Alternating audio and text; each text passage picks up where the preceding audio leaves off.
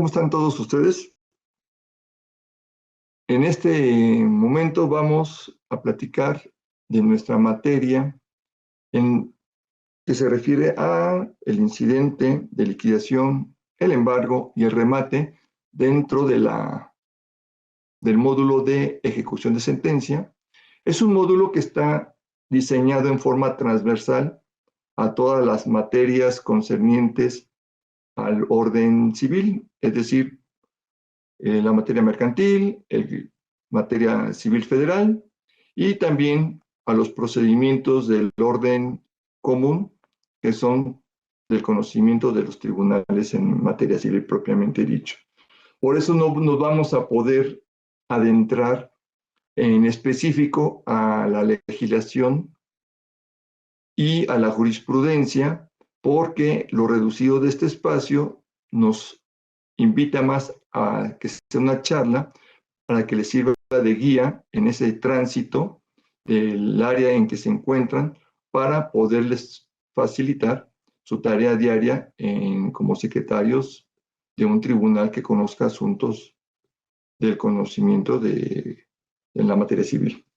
Bueno, vamos a empezar primeramente por el incidente de liquidación.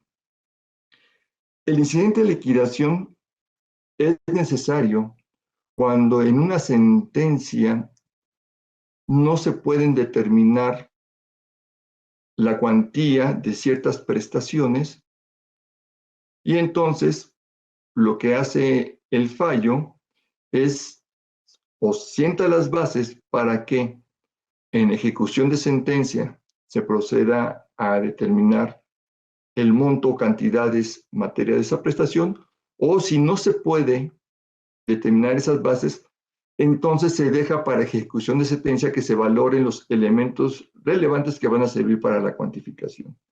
Entonces, es un mini procedimiento de cognición en vista de los elementos que le establezca la sentencia, o en su caso, si no pudieron establecerse en la sentencia, se le va a dejar ese conocimiento en la vía incidental a través del incidente de liquidación de sentencia.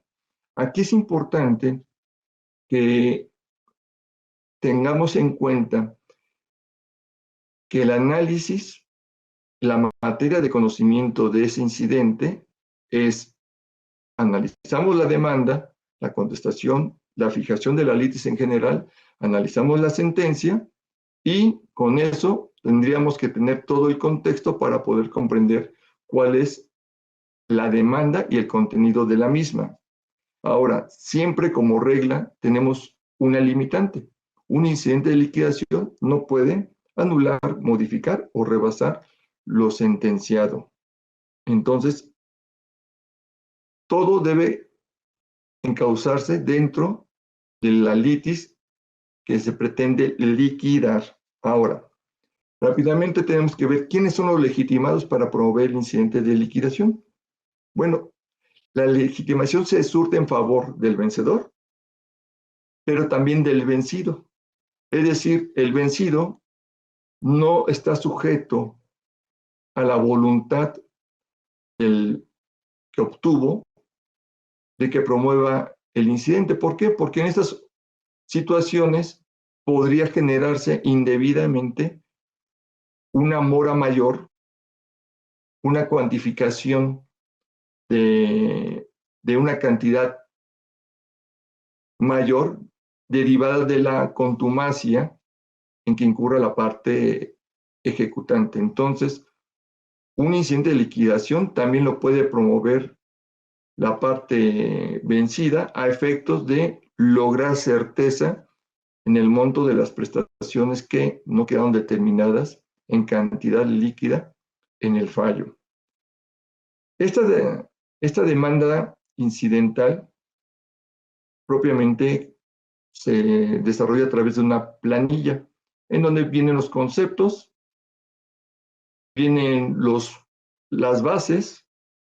Muchas veces el de intereses es propiamente la corrida financiera, es decir, el periodo de cálculo de los mismos, la tasa de interés aplicable, las operaciones aritméticas a través de los cuales se obtienen las cantidades específicas. También es posible, aunque la ley no lo prevenga expresamente, la jurisprudencia sí lo dice, que es posible ofrecer pruebas cuando sea necesario para conocer y determinar esas cantidades. Comúnmente se ofrece la prueba pericial. Cuando la prueba pericial es necesaria y debe de desahogarse en la contabilidad de la parte contraria, bueno, tenemos aquí una primer cuestión relevante de que esa admisión de la prueba pericial contable que se desahogue en la documentación contable de alguna de las partes es susceptible de impugnarse en amparo indirecto previo al agotamiento del principio de definitividad, si es que aplica. Fuera de estas pruebas que pueden implicar algún acto de imposible reparación, todos los demás pruebas que se ofrezcan o inclusive las que se desechen tendrán que sujetarse a la impugnación como violación intraprocesal dentro del incidente de liquidación hasta que se dicte una sentencia interlocutoria que sea desfavorable para la parte correspondiente. Ahora, en la sentencia, ¿qué es lo que va a ocurrir? Bueno, el juez va a tener que resolver oficiosamente, va a regular oficiosamente la planilla de liquidación.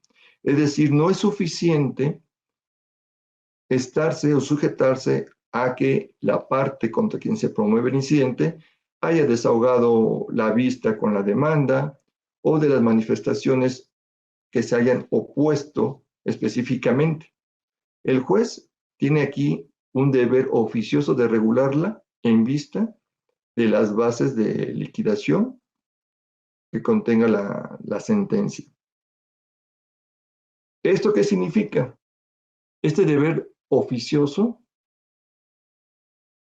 nos implica una dificultad de establecer hasta qué alcance o qué tanto puede regular el juez, de tal manera que un defecto, por ejemplo, en una operación aritmética, la inclusión de un periodo mayor al correspondiente,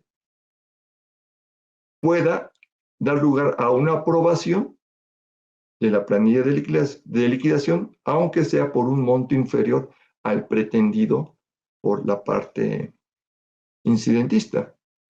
No obstante, nunca podrá rebasar la pretensión del incidentista, es decir, podrá regular pero hacia abajo. Nunca podrá rebasar la petición de la propia parte que instó el incidente. Ahora, cuando realmente la regulación que haga el juzgador no le permita realizar, digamos, como que unas correcciones menores a la planilla, entonces es cuando da lugar a la desaprobación de la misma y a dejar a salvo los derechos de las partes. Esta salvedad de los derechos de las partes, bueno, del incidentista propiamente, puede o no explicitarse. Y no es necesario que se explicite, porque cuando se desaprueba un incidente de liquidación, no opera el problema de una preclusión, es decir, si promoví mi incidente de manera incorrecta y no es susceptible de regularse por el juzgador porque es grave los defectos que tiene, entonces puedo volverla a promover cuantas veces sea necesario hasta que me la aprueben. La única limitante es la prescripción. Yo puedo promover tantas veces se necesite, si no logro que me autoricen la planilla, pero con la limitante de la prescripción. La preclusión no opera en el incidente de liquidación y no opera, ¿por qué? Porque estamos dando cumplimiento a una sentencia con la categoría de cosa juzgada. Entonces, eso es lo que debemos de considerar. Asimismo, si el incidente de liquidación comprendió solamente un periodo, por decirlo así, de intereses de una fecha a otra fecha en específico, y no obstante se sigue adeudando el capital que genera esos intereses, entonces es permitido, es admisible formular también actualizaciones de incidentes de liquidación hasta en tanto no queden totalmente cubiertas todas las prestaciones que generan estos intereses. Entonces, con esta idea genérica, debemos de considerar que todos estos aspectos son materia de amparo indirecto hasta que se dicte la sentencia que aprueba o desaprueba el incidente respectivo, estará sujeto al principio de definitividad, según sea el caso, y los actos intraprocesales que se dicten dentro del incidente, solamente cuando sean de imposible reparación, entonces darán lugar a la promoción del juicio de amparo indirecto. Y hasta aquí vamos a dejarle al tema del incidente de liquidación de sentencia. Nos vamos al tema del embargo. El embargo es una figura jurídica que constituye una garantía que permite tutelar la posibilidad de hacer efectiva una sentencia, de hacer efectivo el derecho de crédito que se tiene contra el deudor. Este embargo puede darse en una etapa prejudicial, como providencia cautelar precautoria, que ya han de haber visto en otro módulo, en una etapa judicial, es decir, dentro del juicio o iniciado el juicio, o posterior al dictado de la sentencia, es decir, en la ejecución. El embargo, y a modo de no ser detallista en aspectos que podemos consultar rápidamente en la propia normatividad, con la apertura de nuestros códigos, o con la lectura de la jurisprudencia que constituye un lugar común en estos temas, pues solamente vamos a manejar ciertas inquietudes que probablemente les pueda servir para auxiliar en el entendimiento de todo lo que cursa la temática del embargo. Bueno, primero tenemos que comprender que en el embargo, para su fijación, opera un orden. Los catálogos procesales establecen un orden que debe de seguirse a cargo del deudor para el señalamiento de bienes que garanticen el crédito al acreedor. Si el deudor no sigue, no respeta ese orden, entonces el derecho a señalar bienes pasa a la parte ejecutante, al acreedor. Otro tema es que hay un catálogo, en los catálogos procesales también tenemos bienes inembargables. Los códigos establecen una serie de bienes y derechos de los deudores sobre los cuales no puede recaer el embargo. También concurre a este tema los bienes que no son del deudor, es decir, un embargo puede, de facto, puede recaer en bienes que no son del deudor. Y esto genera dos temas, lo que se llama la expromisión. La expromisión es una figura jurídica ya de antaño, que actualmente ya no se presenta tanto, pero es susceptible de que ocurra, y consiste en que una persona que no es el deudor señala bienes de su propiedad, o sea, propiedad de ese tercero que no tiene que ver con la deuda, para garantizar la obligación que tiene el deudor. Asume, por consiguiente, la garantía de pago de ese deudor, aunque en principio él no era obligado. Eso es la expromisión. Aquí tiene la peculiaridad de que una vez que se surte la figura de la expromisión, esa persona que no tiene que responder originariamente del crédito se convierte en parte procesal. Después no puede venir al amparo a cuestionar ese acto como tercero extraño. Sí podría venir al amparo de alguna manera previo agotamiento del principio de definitividad para cuestionar o refutar cómo se integró a la relación procesal mediante la expromisión, alegando lo que corresponda, que a lo mejor entendió que era el obligado, hubo error de conocimiento de esa situación, etcétera. Pero no podrá venir al amparo como tercero extraño por el embargo recaído en bienes de su propiedad que él asintió. ¿Ok? Y bueno, también la circunstancia de que se trabe un embargo en bienes que no son del deudor, pues nos abre la vía que todos conocemos, que es el amparo del tercero extraño a juicio. Aquel que resiente la afectación de la ejecución del embargo en bienes de su propiedad sin ser el deudor. Y ese es el camino que propiamente ya conocemos. Otro de los puntos que atañen al embargo es cuando se hace en exceso. El embargo no puede ser arbitrario porque debe de garantizar la pretensión correspondiente. Generalmente se ha admitido que sea la prestación principal y dos tantos más, incluyendo las costas judiciales. Cuando se embarga en exceso, tenemos una problemática que debemos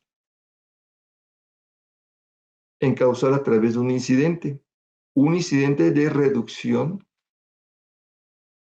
del embargo, ya sea para que garantice una cantidad menor o para que se excluyan bienes porque ya son demasiados los bienes que se embargaron respecto de la deuda que se pretende garantizar. Otro punto es el tema de la ampliación del embargo. También se tramita en vía incidental y tiene como tres elementos esenciales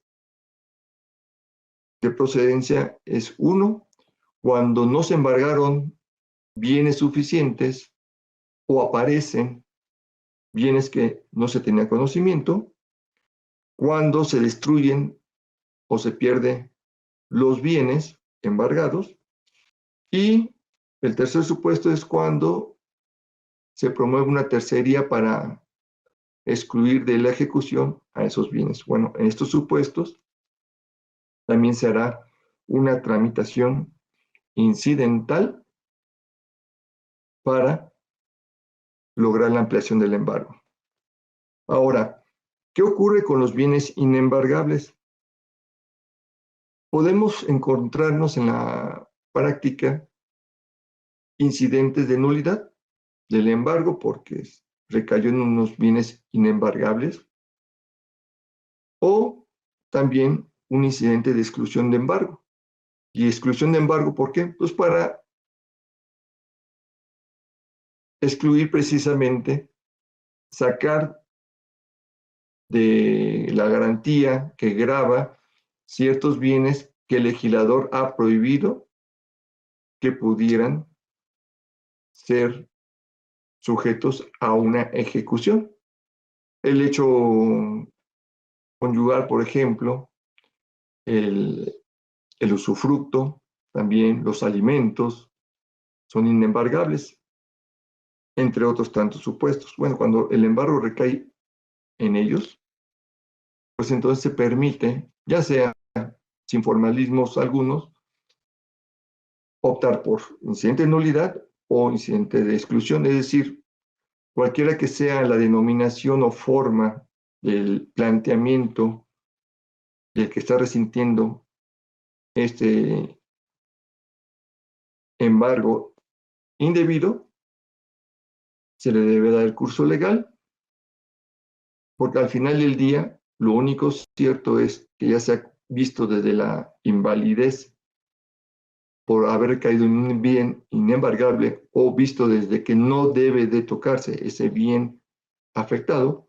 porque está fuera del embargo, cualquiera que sea la modalidad, debe darse curso legal, se analiza, se resuelve en vía incidental y obviamente esto estamos hablando para casos del propio ejecutado, del propio deudor. Aquí no estamos hablando de tercero extraño. Cuando se trata de tercero extraño no importa si son bienes inembargables, lo importante en principio, y esa es la base fundamental, es de que están recayendo en bienes que no son del deudor. Entonces ya, si son inembargables, pues ya es un plano secundario, carece de relevancia para decidirlo. Todas estas temáticas que atañen al embargo son objeto de amparo indirecto previo el respeto del principio de definitividad. Por ejemplo, si lo vemos dentro de un juicio ejecutivo mercantil,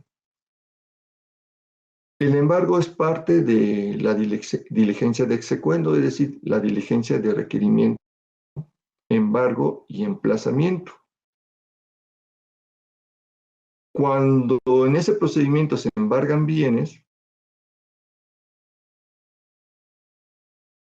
la discusión sobre las cuestiones relativas al embargo son ajenas al pleito como tal, son cuestiones accesorias, aun cuando se vean dentro del principal, aun cuando no se abra un incidente por cuerda separada.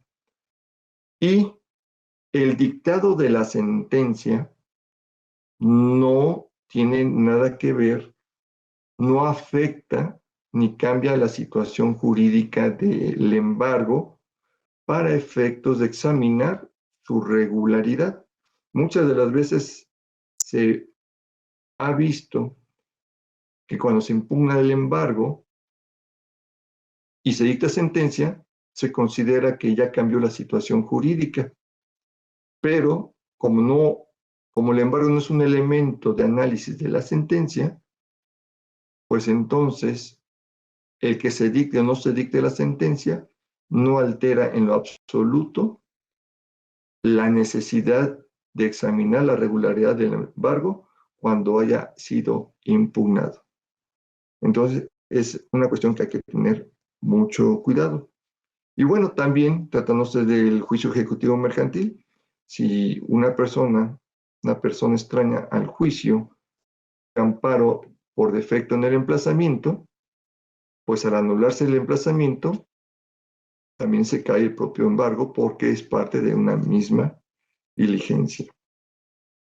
Ok, y luego tenemos los temas sobre el perfeccionamiento del embargo.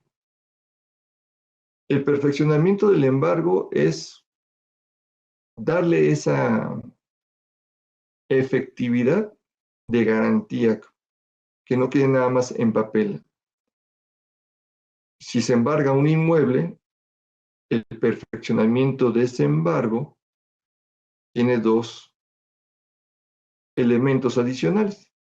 Uno, su inscripción en el registro público y dos, la depositaría. Es decir, ¿quién se va a quedar como depositario del bien inmueble? Generalmente siempre se queda el deudor. La responsabilidad no la asume el ejecutante en ese sentido. Pero al menos la inscripción en el registro público sí es lo común con lo que se termina perfeccionando el embargo de bienes inmuebles. Tratándose de bienes muebles, aquí aplica el secuestro. Se embarga un vehículo y para perfeccionar el embargo se debe de retener, detentar la posesión material del bien mueble embargado para perfeccionarlo. Cuando es así, también se entran en juego las depositarías, que puede residir en el deudor o en nombre de quien designe el ejecutante bajo su responsabilidad. Tratándose de un derecho de crédito embargado, entonces Ahí el perfeccionamiento es avisarle al deudor demandado, ejecutado, de que se abstenga de pagarle con el apercibimiento de doble pago en caso de que no observe dicha orden. Cuando se embargan fincas rústicas o negociaciones, pues se nombra un depositario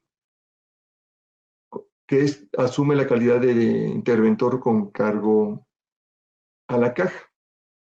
Bueno, siempre que se adopte la depositaría o un interventor con cargo a la caja, se habilitan los deberes de rendición de cuentas. La rendición de cuentas a ciertos periodos se le llaman esquilmos y entonces le deben de rendir al juzgador esas cuentas y autorizarlas para efectos de la correcta administración de la misma y los recursos que se obtengan de esa administración una vez descontados los gastos de operación se aplicarían a la deuda correspondiente. Todos estos temas también relativos al embargo son materia de amparo indirecto.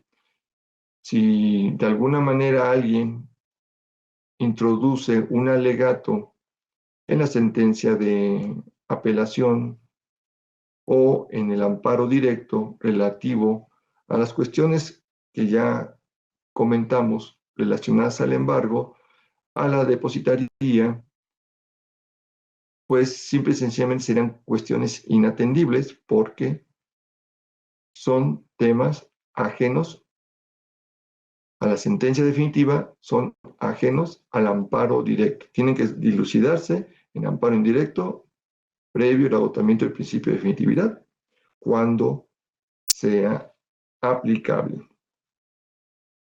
Ahora nos vamos a ir a nuestro tema relativo al remate. Ese es el tema que más problemas tenemos para su comprensión. Con la reforma a la ley de amparo, tenemos un momento que habilita el análisis del remate como un procedimiento especial de ejecución que solo puede examinarse contra la última resolución que se dicte en ese procedimiento especial de ejecución que se llama remate. Para efectos de la ley y con el criterio jurisprudencial que subsiste, la última resolución tratándose de remates es aquella que ordena el cumplimiento voluntario o la desocupación voluntaria, que ordena la escrituración voluntaria o la desocupación voluntaria del inmueble respectivo. Esa es la última resolución para efectos de la procedencia del juicio de amparo. Este juicio de amparo indirecto no puede promoverse antes de ese momento procesal. Pero esto implica una complejidad que hay que tener mucho cuidado. La última resolución que hablamos en materia civil local en la Ciudad de México es irrecurrible. Entonces, es un acto del juez. Sin embargo, en razón de la cuantía, pues, puede haber sido recurrible la aprobación del remate. Es decir, una vez que se lleva a cabo la subasta o la adjudicación, la parte perdidosa, la parte ejecutada, inconforme, apela y el tribunal de alzada procede a examinar la regularidad de esa aprobación o inclusive la desaprobación de esa diligencia. Analizará en términos generales el procedimiento de remate para adoptar la resolución. Y aquí tenemos una complejidad cuando el acto reclamado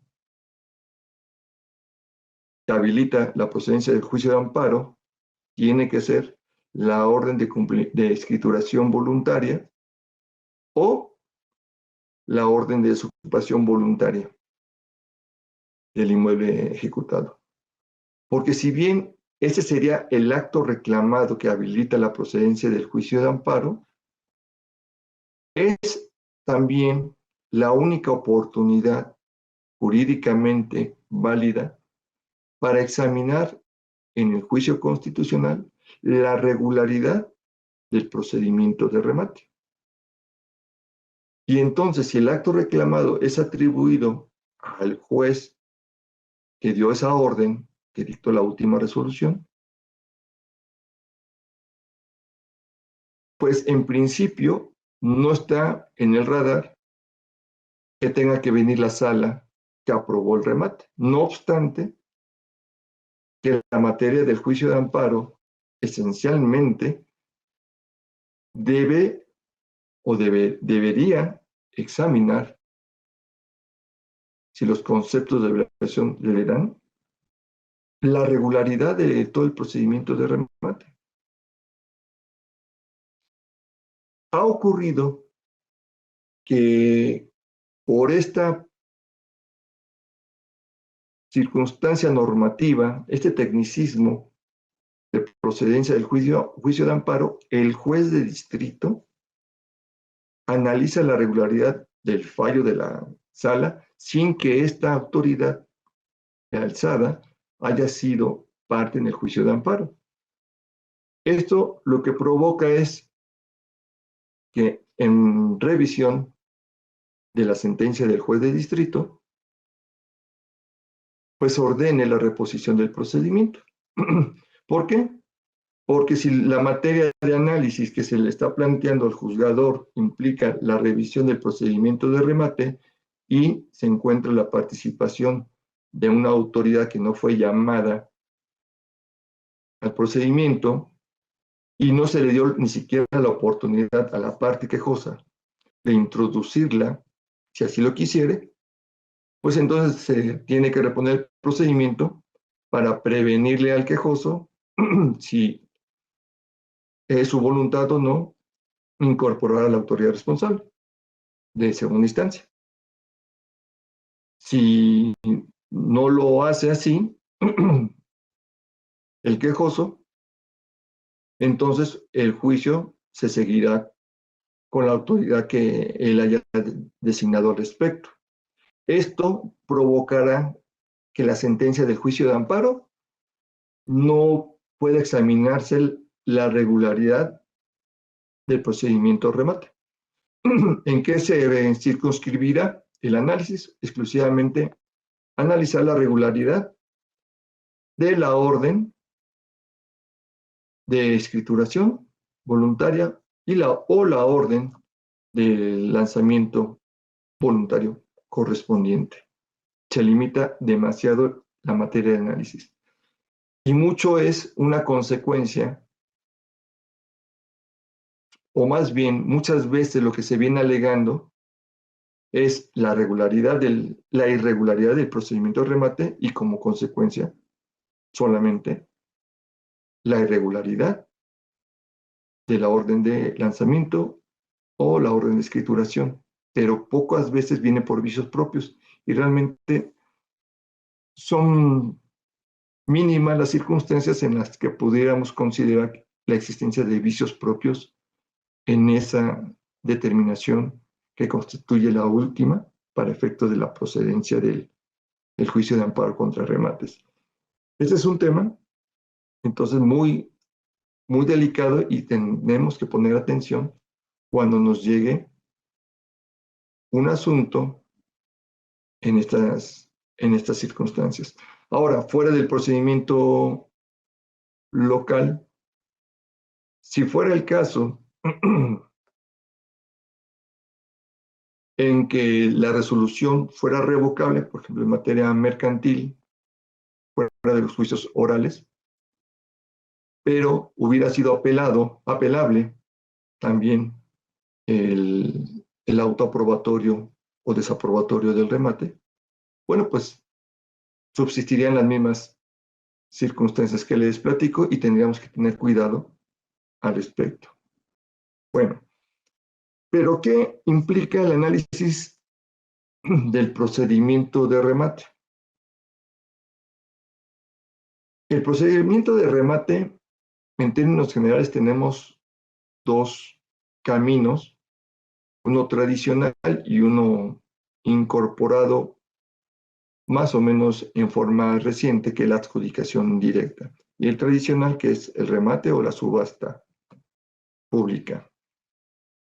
Nos vamos a referir más al tema de la subasta de bienes inmuebles. Nuevamente les reitero que por la cuestión del espacio no podemos entrar en tantos detalles, pero vamos a tratar de dar algunas precisiones. Este procedimiento de remate requiere de la existencia de un certificado de libertad o gravámenes. El objetivo de este certificado de libertad o gravámenes es para identificar si existen acreedores que tengan derecho a participar en la realización, en la venta judicial del inmueble.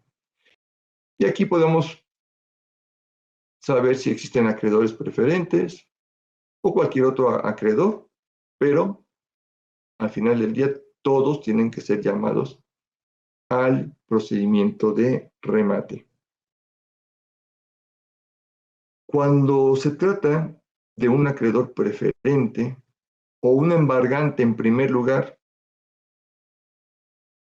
que aparece en el certificado de libertad de gravámenes, pues la ejecución, además de llamarlos a juicio, tendrá que cubrir primero los conceptos de esos acreedores preferentes y lo restante, el remanente, será aplicable al ejecutante del asunto respectivo. Se entra en un debate sobre la necesidad de la actualización del certificado. Si vemos históricamente algunos criterios de tribunales colegiados de circuito que establecieron la necesidad de una actualización del certificado cada 6 meses, debemos de situarnos en la época en que era necesaria esa actualización. Por la crisis de los 90, particularmente en el 94, tuvimos muchas ejecuciones bancarias y hubo una suerte de empatía del aparato judicial en el cual se trataba de tutelar de una mayor forma a los deudores, porque resulta que las deudas crecieron muy rápido, fueron impagables en muchos casos, y hubo un problema en que en un poco periodo los bienes aumentaban de valor derivado de la inflación.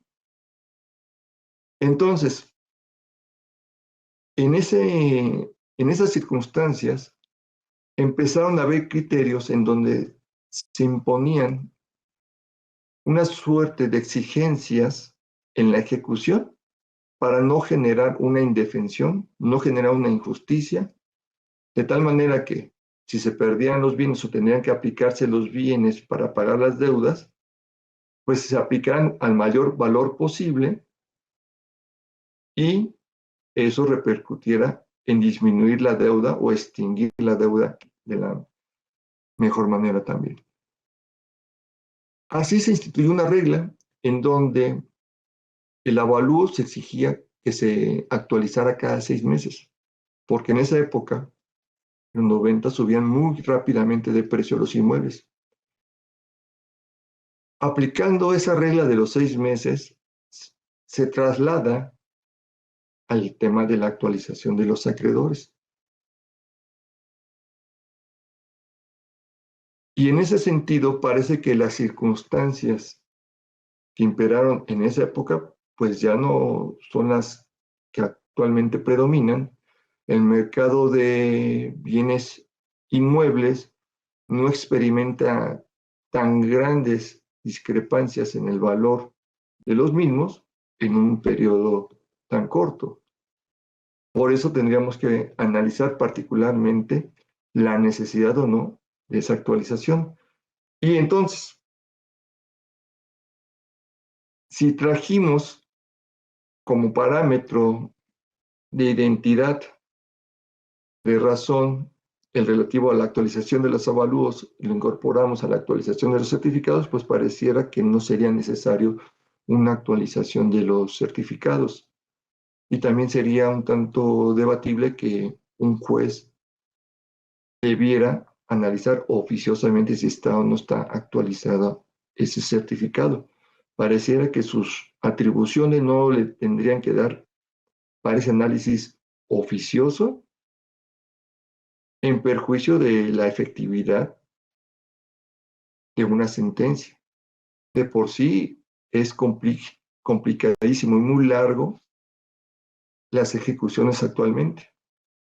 Y si incorporamos elementos gravosos que no tienen una finalidad, en todos los casos, no tienen o no cumplen una finalidad idónea, pues habría que repasar esas tesis. Existen, ustedes se las van a encontrar, y esa sería la reflexión sobre la actualización del certificado de libertad o gravamen. Ahora, ¿qué pasa cuando de alguna manera se aprueba el remate y resulta que no fue llamado un acreedor y las autoridades de instancia pues no repararon en darse cuenta que faltaba un acreedor que aparecía en el certificado de libertad de gravamen? Bueno, salvo que lo alegue el afectado, el ejecutado no tiene legitimación para cuestionar esa falta de incorporación del acreedor omitido. Y en eso sí tenemos jurisprudencia de la Suprema Corte de Justicia. Ahora, en el avalúo una vez que se emite, en materia mercantil existe jurisprudencia que debe notificarse el auto que lo recibe, lo incorpora al procedimiento. En otras normativas, las codificaciones civiles procesales no lo dicen como tal, probablemente sería a discreción el solamente dar la vista como manejan los códigos procesales civiles o garantizar de una mejor manera a las partes para que tengan noticias sobre el valor del inmueble asignado en el dictamen respectivo. Y nuevamente está regido en materia civil local por el plazo de los 6 meses que debe de ser actualizado, aun cuando parece que ya no tendría que sujetarse ese plazo por las circunstancias respectivas. Normativamente está establecido, pero parece que tendría que hacerse una interpretación que adecue ese alcance del plazo en vista de las circunstancias para que no sea un cumplimiento formal que solamente atrase y atrase la posibilidad de que se realicen los bienes.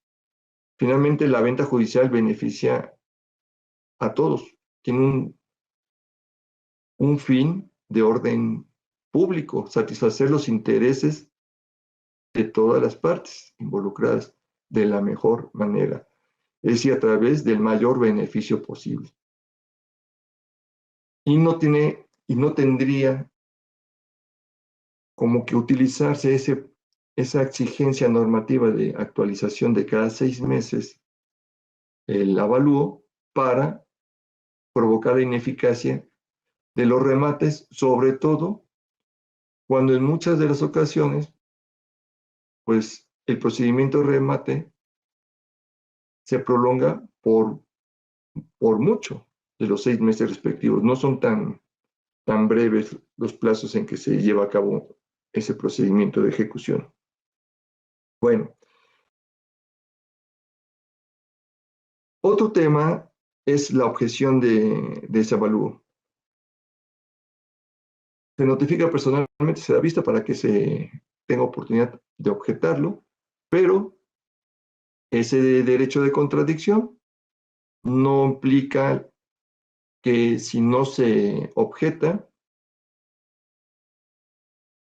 tenga que simple y sencillamente darle el valor correspondiente. También habrá que hacer un análisis de la razonabilidad de los valores establecidos en el documento que arroja el precio del mismo, aunque no haya sido objetado por alguna de las partes.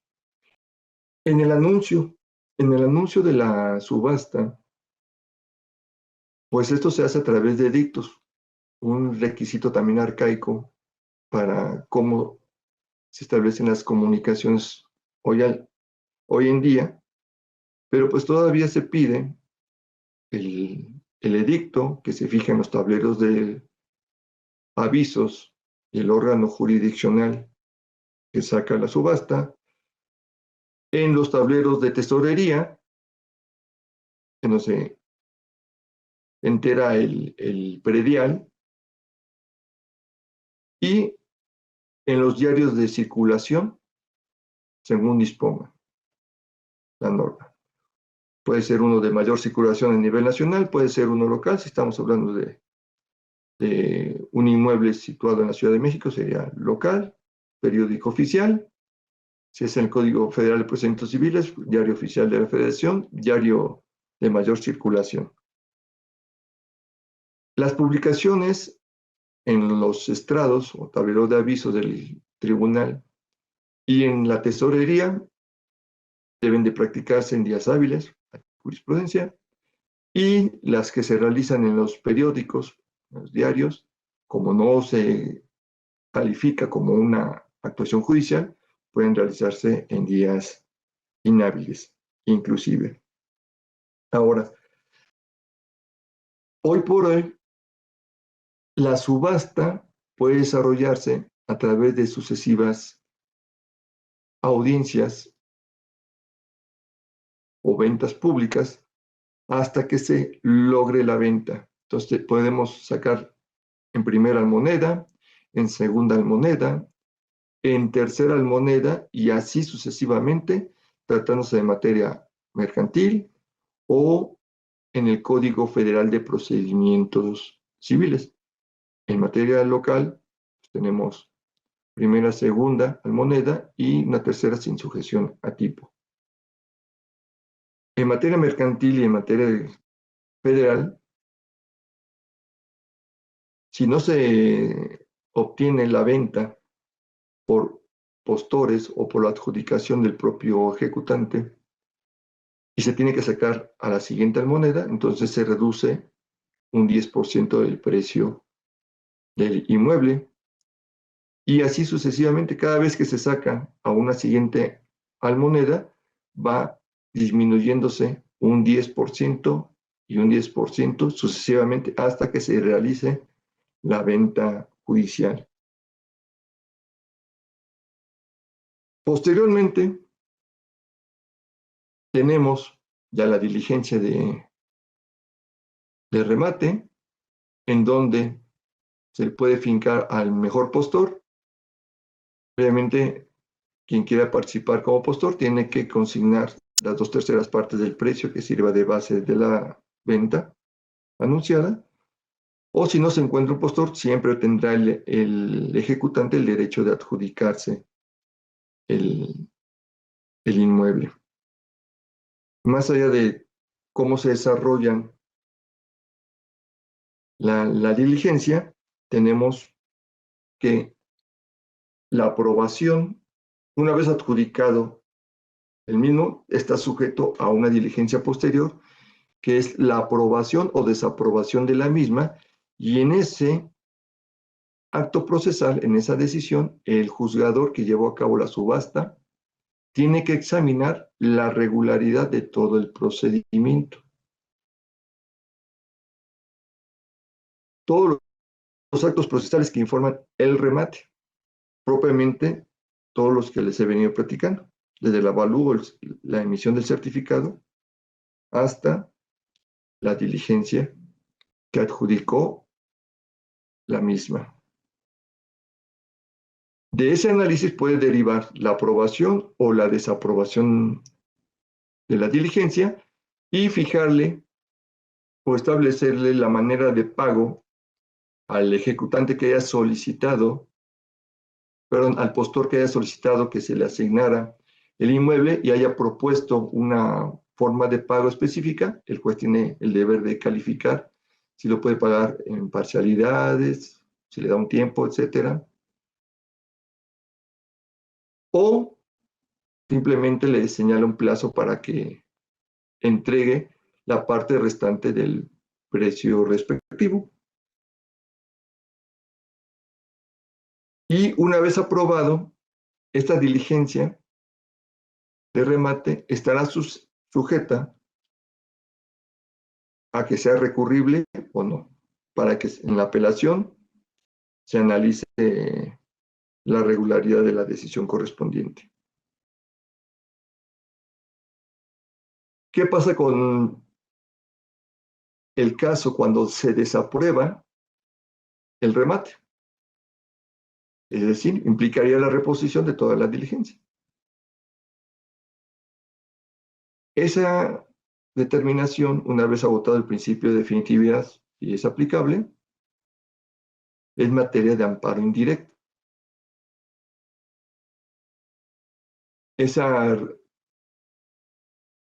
decisión no está sujeta a que se dicte la última resolución para efectos de la procedencia del amparo tratándose de remates, porque simplemente no daría lugar a la misma. Esta negativa a la aprobación anteriormente se veía como un acto con autonomía. Todos los actos que tiendan a restringir, a prohibir, a dar avance a la ejecución, eran calificados actos autónomos que daban lugar a la procedencia del amparo indirecto. Después se le agregó el calificativo de actos de imposible reparación. Como lo quieran ver, si como actos autónomos o de imposible reparación, de cualquier manera, la negativa a la ejecución es reclamable en amparo indirecto. Si alguien solicita que se saque a la venta un inmueble y el juez le niega, amparo indirecto, previo agotamiento del principio de definitividad. Si la parte solicita que después de obtenido el certificado y el avalúo, solicita ya que se señale fecha y hora para la audiencia, para la subasta pública, y el juez lo niega, también procede el amparo indirecto. Y en eso hay algunas jurisprudencias de la Suprema Corte al respecto. Todo acto que tienda a negar la ejecución de una sentencia es materia de amparo indirecto, ya porque se vea como acto de autonomía, ya porque se vea como un acto de imposible reparación. Al final, convergen y es materia de amparo indirecto. Bueno, cuando sí se aprueba el remate, entonces tenemos estos actos que habilitan, esos actos posteriores que habilitan la procedencia del amparo indirecto, que es pedirle al juez que ordene la escrituración voluntaria al ejecutado, con el apercibimiento de que en caso de no hacerlo, el juez lo hará en su rebeldía, o pedir que se le ponga en posesión del inmueble ejecutado, con el apercibimiento de que se use alguna de las medidas de apremio. Aquí no existe la orden directa forzosa de cumplimiento. Se le deja la potestad al ejecutado para que cumpla. Pero esto ya nos habilita la procedencia del juicio de amparo indirecto. No se requiere, y también hay jurisprudencia de la Corte, no se requiere que exista escritura para ordenar el lanzamiento de desocupación del inmueble. No se requiere. Es cualquiera de las dos, o puede ocurrir que estén las dos ordenadas en el mismo auto. Muchas de las ocasiones, después de este acto de orden de escrituración voluntaria, el ejecutante, el que se lo adjudicó, designa un notario, designa otro notario, y así sucesivamente va designando distintos notarios. Todos esos actos posteriores ya escapan de nuestro entendimiento para efectos del juicio de amparo, de nuestro entendimiento de actos relativos al procedimiento de remate. ¿Qué quiere decir? Que el juicio de amparo indirecto tratándose de remates va a estudiar desde el auto que ordena la escrituración voluntaria u ordena el lanzamiento o desocupación voluntaria al ejecutado para atrás. Los actos posteriores, que pueden ser el cambio de notario público, porque no tampoco precluye ese derecho del adjudicatario para designar a quien él considere conducente. Y además, cuando ante la contumacia del ejecutado no acudió a firmar ante el notario público la escritura o no desocupó el inmueble dentro del plazo que le hayan concedido al respecto, también esos actos ya están fuera del análisis del procedimiento del remate. ¿Qué es lo que se ha dicho? Bueno, estos actos se incorporan a la visión o percepción general de la ejecución de sentencias. Esperar hasta la última resolución que ponga fin a la etapa de ejecución. Quiere decir que después del procedimiento de remate, que habilita un juicio de amparo para su examen, posteriormente hay actos susceptibles de análisis de amparo, pero bajo la regla de la última resolución que ponga fin a la etapa de ejecución, que la tenga o no la tenga por cumplida. Claro, la materia de análisis quedará muy, muy reducida, muy acotada. Hay un debate sobre la existencia o no de una materia relevante que dé lugar a la procedencia del juicio de amparo. Bueno, al margen de que la Corte ya lo estableció así, que sí procede. Lo cierto es que sí pueden haber casos excepcionales de análisis de la regularidad de ciertos actos después de la orden voluntaria de escrituración o de lanzamiento. Pueden haber un exceso en el uso de la fuerza pública, puede haber una indebida ejecución del lanzamiento o de la propia escrituración. Digamos que se remató un condominio que solamente comprendía el departamento 1 y en la escritura quedó comprendido 2 departamentos, y así puede ocurrir que la ejecución del deudor propietario de 2 departamentos en un mismo condominio se haya materializado en un departamento que no era el ejecutado. El ejecutado solamente tendría que haber resentido la ejecución, el remate del departamento 1, y resulta que al momento de que llegan las autoridades a lanzarlo por la fuerza, pues lo lanzan del departamento 2, el cual era distinto a la materia de ejecución. Son pocos y son excepcionales los supuestos en que pueda haber una materia de análisis relevante para este último periodo de ejecución, pero al final sí es susceptible. Ahora, hay un problema, y espero que tenemos un poco de tiempo, sí. Hay un problema muy interesante que cursa las excepciones para oponerse a la ejecución, concretamente la excepción de pago. Contra la ejecución, la ley permite que se opongan excepciones en ciertas condiciones y también bajo cierta carga probatoria para que se les dé curso legal, y entre ellas se encuentra la de pago. La excepción de pago debe fundarse en instrumento público, debe ser posterior a la sentencia, el pago, y también puede alegarse el reconocimiento de un documento. Dice el reconocimiento de un documento donde conste el pago aducido o la confesión judicial.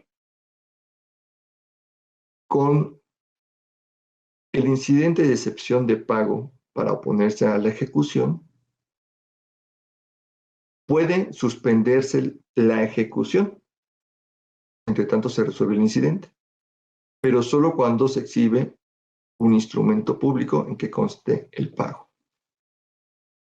Tratándose de cuando se solicita el reconocimiento judicial de un documento o se pide la confesión judicial del acreedor, en ese supuesto no suspende y se tiene que sustanciar el incidente respectivo. Bueno, esta es una figura jurídica que nos suspendería la ejecución de una sentencia si se hace valer la excepción de pago. Esa excepción de pago tiene naturaleza autónoma y la Corte también le revistió el carácter de imposible reparación respecto de la decisión que se adopte en ese incidente, y claro está, también está sujeto al agotamiento del principio de definitividad cuando así corresponda.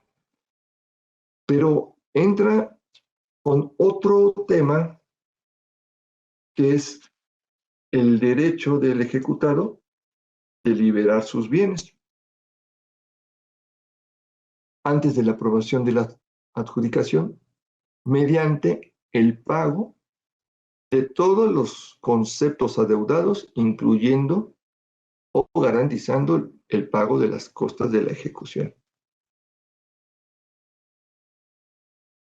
Y entra en una problemática que primero implica detenerse a comprender cómo concurren estas dos figuras. La liberación de pago previamente a la aprobación del remate es propiamente cuando el deudor exhibe en ese momento, realiza en ese momento el pago, ofrece la cantidad adeudada con todos los accesorios legales para que pueda liberarlos.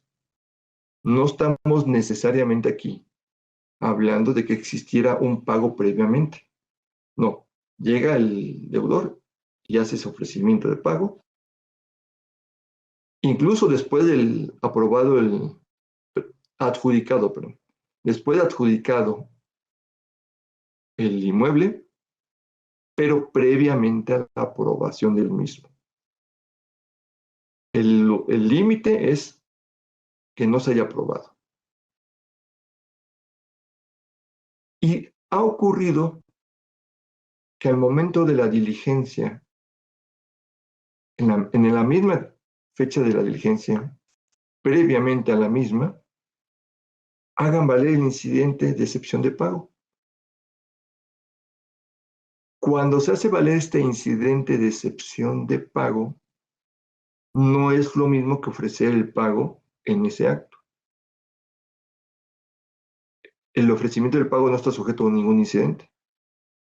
La excepción de pago sí. y su realización previamente a la audiencia implica darle curso al mismo, y si viene con un instrumento público, hasta suspender la ejecución.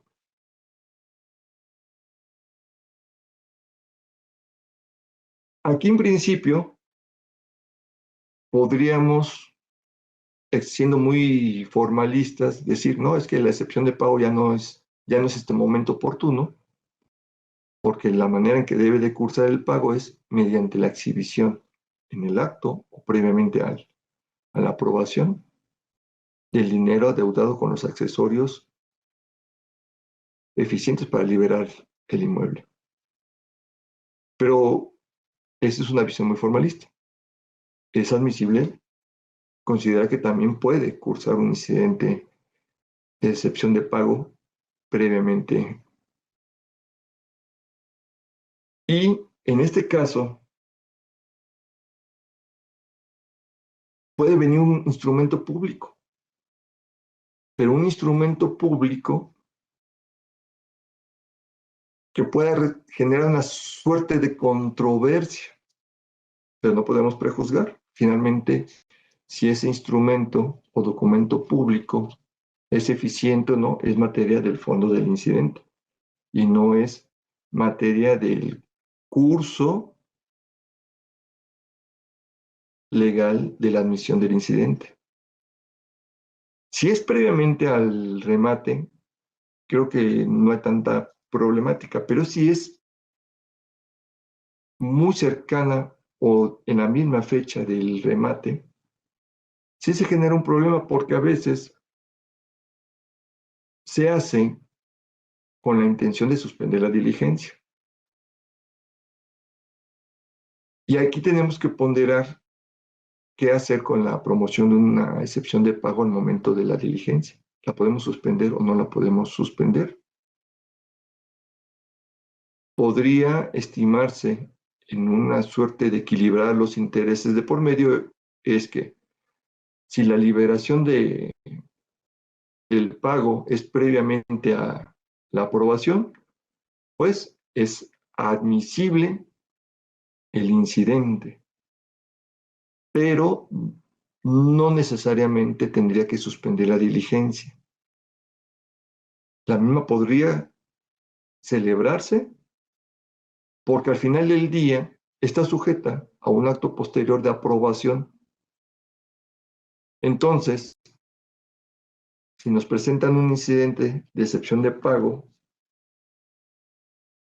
ante estas circunstancias tan peculiares, podríamos admitirlo, celebramos la subasta, suspendemos la aprobación hasta que se resuelva el incidente, pero ya la celebramos. Y entonces parece que conciliamos muchos intereses, porque así evitamos, con la suspensión del procedimiento mediante una excepción de pago, la sola promoción provocaría la imposibilidad de realizarla y tendríamos que empezar otra vez de cero con el procedimiento de remate. Porque no es nada más que se pueda diferir la diligencia, la subasta pública, sino que potencialmente quedarían desactualizados formalmente.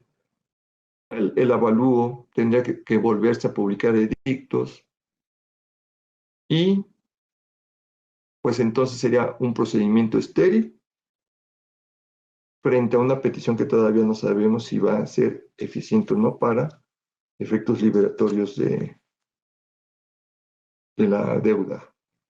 Entonces, creo que sería una solución respectiva y es uno de los tantos problemas que se nos llegan a presentar en el día a día en la materia civil. Creo que hasta aquí nos va a dar oportunidad de platicar estos breves, realmente muy breves aspectos que convergen en la ejecución de la sentencia. Hay muchos temas, pero el formato no nos permite ahondar demasiado y en esta forma descriptiva al menos ojalá pueda hacerles ese semillero para que ustedes puedan explorar o profundizar en mayor medida en estas temáticas.